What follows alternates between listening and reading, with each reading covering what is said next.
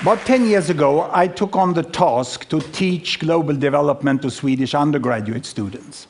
That was after having spent about 20 years together with African institutions studying hunger in Africa. So I was sort of expected to know a little about the world. And I started in our medical university, Karolinska Institute, an undergraduate course called Global Health. But when you get that opportunity, you get a little nervous. I thought these students coming to us actually have the highest grade you can get in Swedish college system. So I thought maybe they know everything I'm going to teach them about. So I did a pre-test when they came. And one of the questions from which I learned a lot was this one: which country has the highest child mortality of these 5 pairs?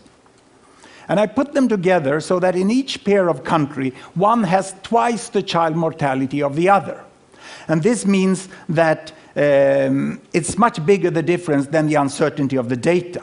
I won't put you at a test here, but it's Turkey, which is highest there, Poland, Russia, Pakistan, and South Africa. And these were the results of the Swedish students. I did it, so I got a confidence interval, which was pretty narrow, and I got happy, of course. I had 1.8 right answer out of 5 possible. And that means that there was a place for a professor of international health and for my course.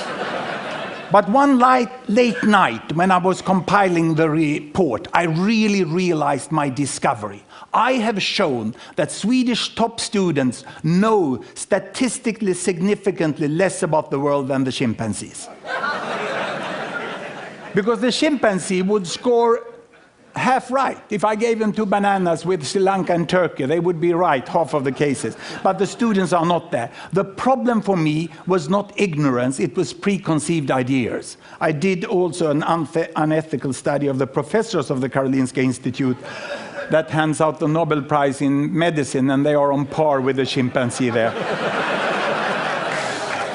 So this is where I realized that there was really a need to communicate, because the data of what's happening in the world and the child health of every country is very well aware. So we did this software which displays it like this. Every bubble here is a country. This country over here is China. And this is India. The size of the bubble is the population. And on this axis here, I put fertility rate.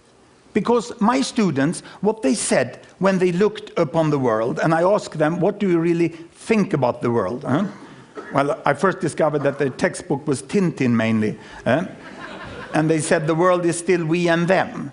And we is Western world, and them is third world. And what do you mean with Western world? I said, well, that's long life in small family. And third world is short life in large family. So this is what I could display here.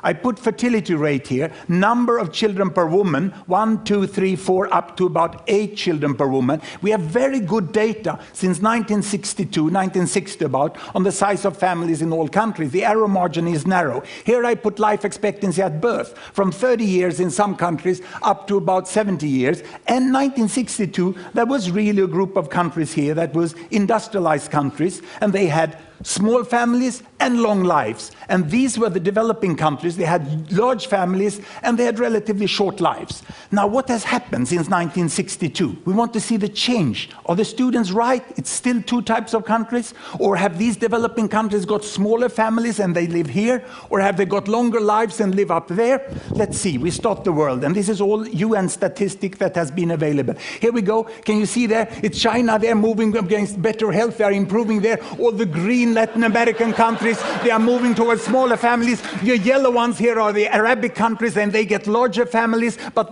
longer lives, but not larger families. The Africans are the green down here, they still remain here. This is India. Indonesia is moving on pretty fast. And in the 80s here, you have Bangladesh still among the African countries there. But now Bangladesh, it's a miracle that happens in the 80s. The imams start to promote family planning, and they move up into that corner. And in 90s, we have the terrible HIV epidemic that takes down the life expectancy of the African countries, and all the rest of the world moves up into the corner where we have long lives and small family, and we have a completely new world.